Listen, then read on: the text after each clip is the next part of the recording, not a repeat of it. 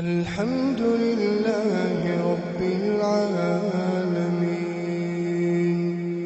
الرحمن الرحيم مالك يوم الدين إياك نعبد وإياك نستعين۔ ابو درداء رضی اللہ تعالیٰ عنہ بیان کرتے ہیں، بخاری شریف کی حدیث سنانے لگا۔ ابو درداء رضی اللہ تعالیٰ عنہ بیان کرتے ہیں، میں حضور کے پاس بیٹھا ہوا تھا کہ اتنے میں ابو بکر کو آتے ہوئے وہ ہمیں دکھائی دیے۔ ابو بکر صدیق نظر آئے آتے ہوئے۔ انداز ایسا تھا، چال ایسی تھی کہ ابو بکر نے تہمت کا کونا پکڑا ہوا تھا، تیز سے چل رہے تھے، حتی ابدا رکبتہ، ابو بکر کا گھٹنا ننگا ہو رہا تھا، ہمیں نظر آ رہا۔ دور سے آتے دیکھ کے سرکار نے فرمایا، ہم جو پاس بیٹھے تھے، حضور نے ابو بکر کو آتے دیکھ کے فرمایا، اما صاحبکم فقد غامرا، معلوم ہوتا ہے تمہارا ساتھی کسی سے جھگڑ کے آ رہا ہے۔ ابو بکر کا انداز ایسا تھا، تہمت کو پکڑا ہوا تیز سے چلتے ہوئے آ رہے ہیں کہ گھٹنا ننگا ہو رہا ہے۔ سرکار نے فرمایا، اما صاحبکم فقد غامرا، بخاری شریف پڑھ رہا ہوں، معلوم ہوتا ہے تمہارا ساتھی، تمہارا صاحب کسی سے جھگڑ کر آ رہا ہے۔ جب ابو بکر پاس آئے، آ کے بیٹھے، حضور نے پوچھا، ابو بکر کیا ہوا، معاملہ کیا ہے؟ ابو بکر صدیق عرض کرنے لگے، یا رسول اللہ، میرے اور عمر کے درمیان کچھ تکرار ہو گئی تھی۔ انی کان بینی و بین عمر ابن الخطاب شیء، کو تھوڑی سی تکرار ہو گئی تھی میرے اور عمر کے بارے میں۔ اب عمر کا تصور آپ کے سامنے ہے، وہ کس ہستی کا نام ہے؟ عمر کون سی ہستی کا مالک ہے جس کے بارے میں سرکار نے فرمایا، لو کان بعدی نبی لکان عمر، اگر میرے بعد کوئی نبی ہوتا تو عمر ہوتا۔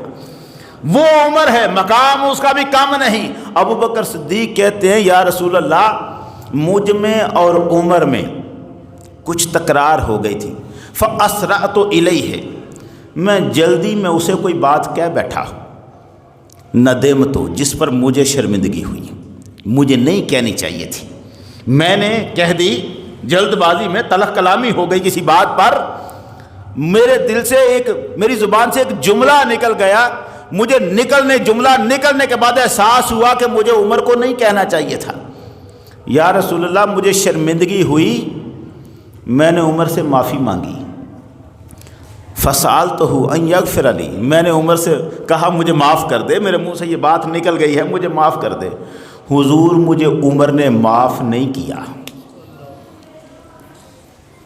مجھے عمر نے معاف نہیں کیا، میں آپ کے پاس آ گیا، آپ کی خدمت میں حاضر ہو گیا ہوں۔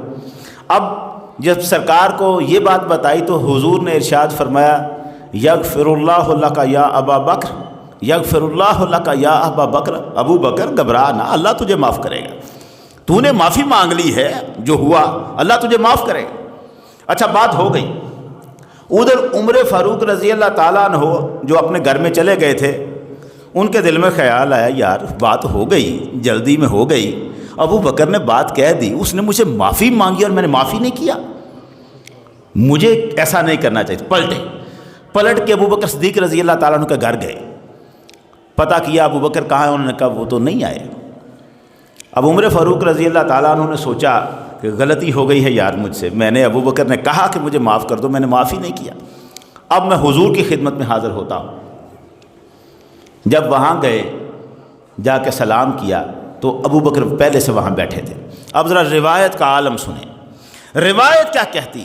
حدیث کہتی ہے، جس وقت عمر اس مجلس میں آ رہے تھے اور عمر فاروق نے آ کے سلام کیا، فجعل وجہ النبی صلی اللہ علیہ وسلم یتمعر، حضور کا چہرے کا اتنا جلال آیا کہ چہرہ سرخ ہو گیا، آپ کا چہرہ جلال چہرے پر، حضور کے یعنی جس کو ہم کہیں کہ اندازے سے پتہ چل گیا کہ سرکار کو غضب آ گیا، جلال آ گیا، ایسا جلال چہرے پہ ابو عمر نے سلام کیا ہے۔ غلطی عمر کی کوئی نہیں تھی۔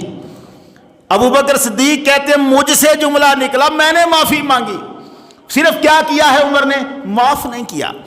اب سرکار کے چہرہ انور پہ جلال آیا، اتنا جلال تھا حتی اشفق ابو بکر ڈر گئے.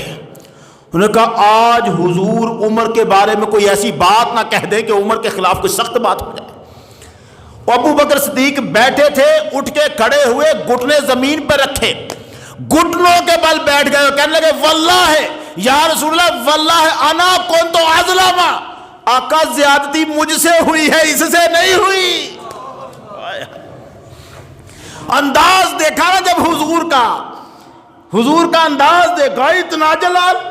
خدا جانے آج اس جلال کے عالم میں عمر کو کیا کہہ دے سرکار. گھٹنوں کے بل بیٹھ گئے اور کہا یا رسول اللہ واللہ اللہ کی قسم انا کنت اظلم, حضور اللہ کی قسم زیادتی مجھ سے ہوئی ہے, اللہ کی قسم زیادتی مجھ, 2 مرتبہ کہا اللہ کی قسم زیادتی مجھ سے ہوئی ہے. ان کا یہ کہنا تھا. ظاہر ہے ابو بکر کا یہ جملہ پہلے بھی تو پتا تھا, ابو بکر صدیق نے کہا جو بات سنائی تھی, لیکن سرکار کا جلال وہ حالت نہیں بدلی. حضور نے بس اب عمر کی طرف نہیں دیکھا, سارے مجمع کی طرف دیکھا اور ارشاد فرمایا سن لو ان اللہ بعثنی الیکم فقلتم کذبت, اللہ نے مجھے نبی بنا کر تم سب کی طرف بھیجا تھا اور تم سب نے کہا یہ جھوٹ کہتا ہے, جھٹلایا مجھے. بعد میں ایمان لائے ہو نا, پہلے مجھے تم سب نے جھٹلایا.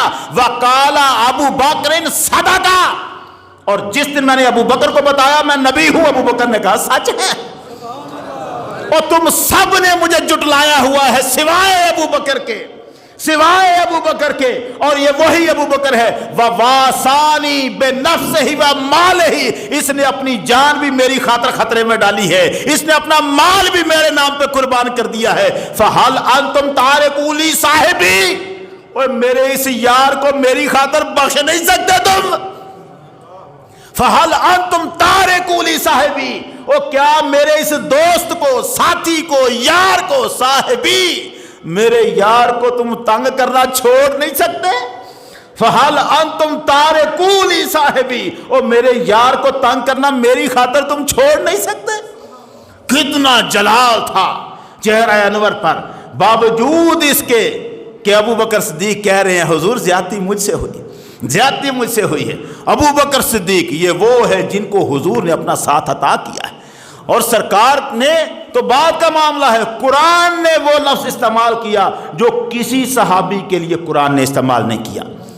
کسی صحابی کے لیے قرآن نے صاحب محمد کا لفظ استعمال نہیں کیا. اذ یقول لصاحبہ لا تحزن ان اللہ معنا,